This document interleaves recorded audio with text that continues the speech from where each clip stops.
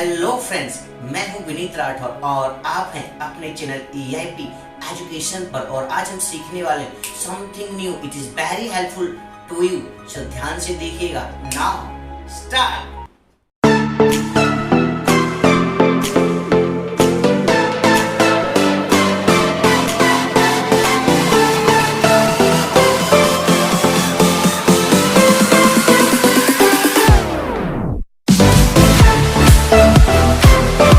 Hello friends, आज हम सीखेंगे चैप्टर नंबर 4 साझेदारी का पुनर्गठन। उससे पहले मैं आपको बताना चाहता हूँ चैप्टर नंबर 3 ख्याति मैं ऑलरेडी अपलोड कर चुका हूँ। हमारे यूट्यूब चैनल की प्लेलिस्ट में देखेंगे, वहाँ पे लिखा होगा अकाउंट पार्ट 1। वहाँ पे सब कुछ आपको मिल जाएगा, जहाँ से आप सीख सकते हैं चैप्टर नंबर 3 ख्याति को।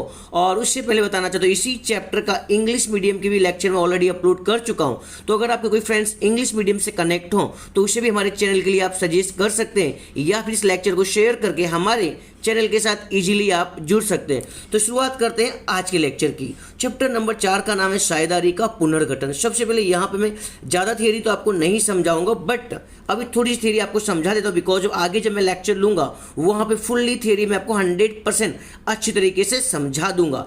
पहला क्वेश्चन आएगा आपके एग्जाम में, साझेदारी का पुनर्गठन किसे कहते हैं? तो मैंने यहाँ पे लिख के रखा है, अलग अलग कारणों से साझेदारी में होने वाला परिवर्तन अर्थात साझेदारी का पुनर्गठन। आई होप आप समझ गए। और इस चैप्टर में हमें क्या क्या सीखना है वो भी मैं आपको समझा दे रहा हूँ। नंबर 1 आपको सीखना है त्याग का अनुपात, जो कि मैं आज आपको एक्सप्लेन करने वाला हूँ।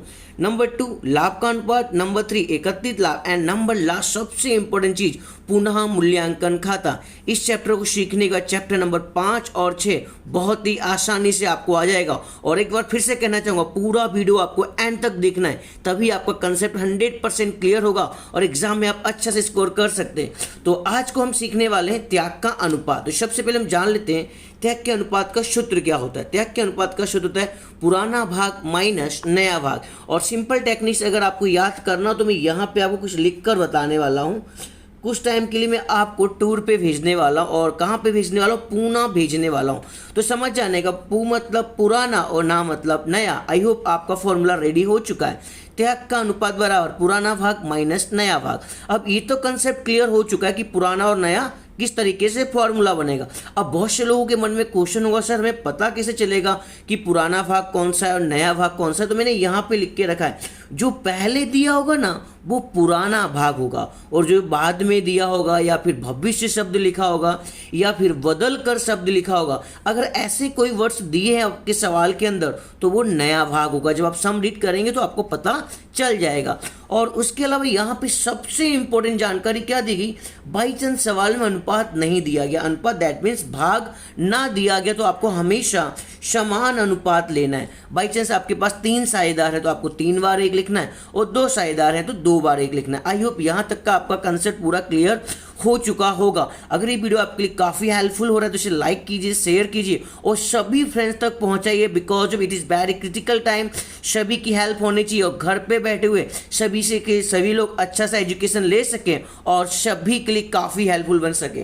तो यहाँ पर मेरे पास बुक नहीं, बट मेरे पास बुक के मुझे सम याद है, उसके हिसाब से मैं आपको सम बताने वाला हूँ। आपकी बुक में सम नंबर 4 होगा अमर और अकबर के नाम से, राइट ना। वहाँ पे जो आगे अनुपात लिखा होगा वहाँ पे लिखा होगा अमर और अकबर समान भाग में लाभ हानि बांटने वाले साझेदार हैं।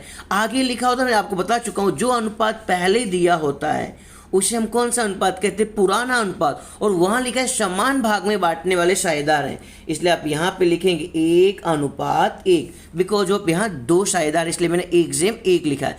फिर आगे लिखा होगा, जब आप सवाल पढ़ेंगे, भविष्य में उन्होंने अपना अनुपात बदल करके 3:2 कर दिया। तो मैंने आपको समझा दिया था, भविष्य लिखा हो, बदल कर शब्द लिखा हो तो उसे हम कौन सा भाग कहते हैं? नया भाग।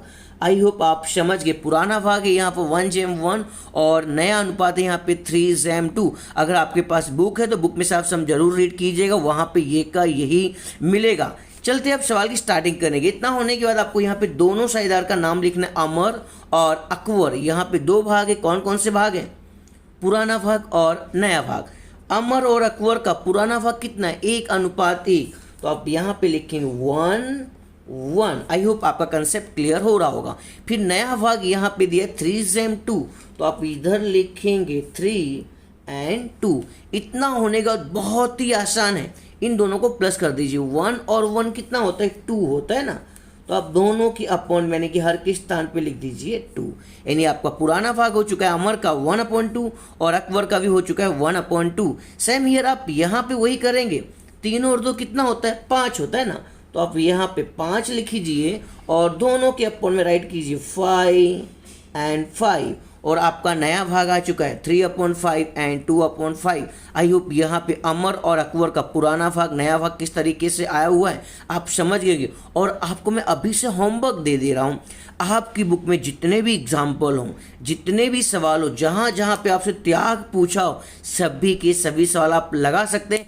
100% आपके सवाल का आंसर आएगा। अगर आपको आंसर आ जाए और आपको एक ही बार में सवाल समझ में आए तो आप 100% से लाइक कीजिए और सब्सक्राइब कीजिए और सभी के बीच में शेयर करना। अब यहाँ पे शुरुआत करता हूँ सवाल की। सबसे पहले आपको लिख देना है अमर का त्याग। फॉर्मूला मैंने आपको ऊपर समझा दिया था, पूना। पूना मतलब पुराना भाग माइनस नया भाग, तो आपको बार बार सूत्र लिखने की जरूरत नहीं है। अमर का पुराना भाग कितना है 1/2, तो आप यहाँ पे लिखेंगे 1/2 माइनस, ध्यान रखना सूत्र में बीच में हमेशा क्या है माइनस।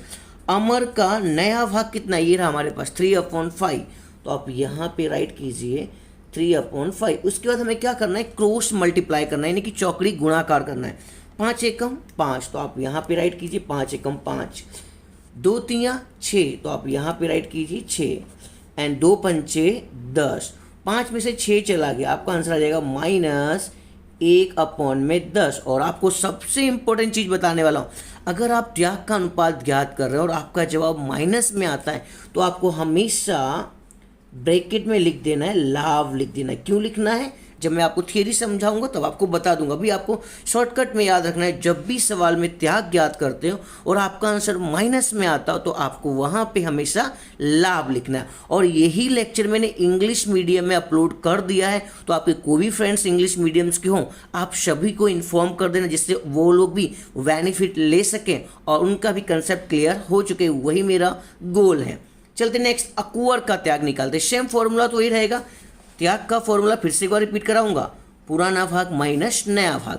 अकबर का पुराना भाग कितना है, एरा 1/2, तो आप यहाँ पे राइट कीजिए 1/2 माइनस अकबर का नया भाग कितना है 2/5, तो आप यहाँ पे राइट कीजिए 2/5। अगर आपको चौकड़ी गुणाकार नहीं आ रहा है तो यहाँ पे मैं आपको करके बताने वाला हूँ।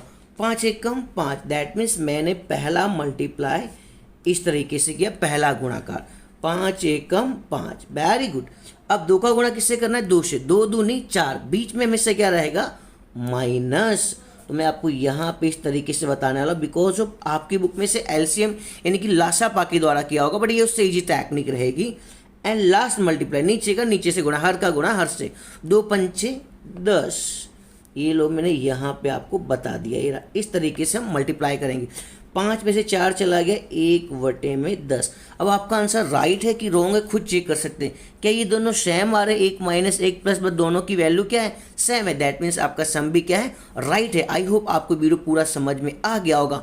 अगर ये वीडियो आपको पूरा हेल्पफुल बना है और आपको सवाल आ चुका है, इसे लाइक शेयर सब्सक्राइब कीजिए और अपने सभी फ्रेंड्स के बीच में शेयर कीजिए, बिकॉज ऑफ सभी को बेनिफिट मिलना चाहिए। अगर आप दूसरे और भी कोई लेक्चर चाहते तो आप कमेंट बॉक्स में राइट करके बता सकते हैं। मिलते हैं नेक्स्ट लेक्चर में। Thank you very much.